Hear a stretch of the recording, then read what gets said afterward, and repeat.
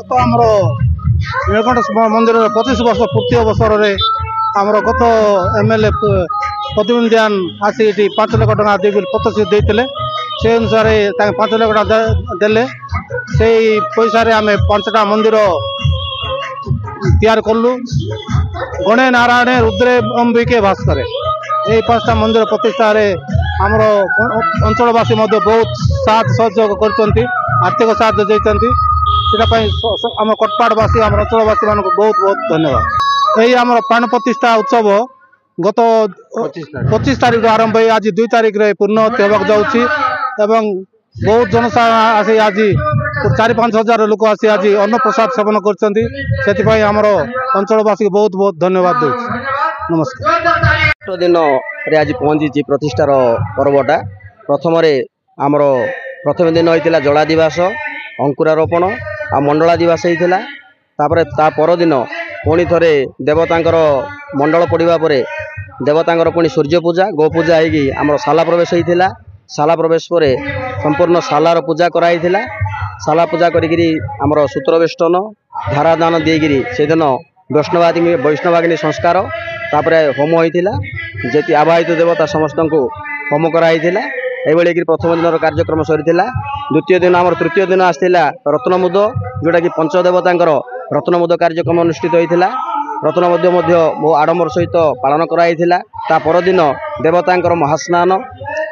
करना देवता को आम स्नान मंडप को नहीं धानिया दिवस होता धानिया दिवस आम स्नान मंडप को नहीं स्नान मंडप पुणी थे देवता को महास्नान कराई बहु आडंबर महास्नान कराला महास्नान पर देवता को पुणी थे शयन मंडप को अणाला शयन मंडप गोटे दिन देवता रहिले काली रात्र देवतांकर जीवन्यास होइछि आज पंचदेवतांकर जो जीवन्यास सरी देवता जाइकी आमर नगर परिक्रमा कले नगर परिक्रमा सरिया पर आज 5 मिनिट समय 6:48 भितर देवतांकर प्रवेश होब प्रथम ध्वजा एवं त्रिशूल यू जाक नुआ करी आमर जो भगवान प्रतिष्ठा होतार लगिना आज यही नुआ गाँव में मुझे अवस्थित अच्छी जेहेतु मत सौभाग्य मिलला दर्शन करने एवं आज विभिन्न पंचायत रे यहीपरिकी आमर मंदिरटा जेटी कुंदा घुड़ा बोलतु किंबा अन्यान्य 2-4टा आमर बरीवा ब्लॉक रे ये प्रतिष्ठा चलती यही अवसर मत सबू मंदिर में जाइकिना चरण में मुंडिया मांडिया मत सुजोग मिलता मुझे धन्यवाद मन करेतु ये आमर परंपरा जोटा कि अच्छी आज दिन में महा प्रभु श्री लिंगराजंकर जो अच्छी एसवी नुआ गाँ मंदिर से मंदिर टारे आज प्रतिष्ठा हो तेणुक कमिटी मु धन्यवाद देवी जेहेतु मत आमंत्रित कर दर्शन करने तेणुक अशेष धन्यवाद दूसरी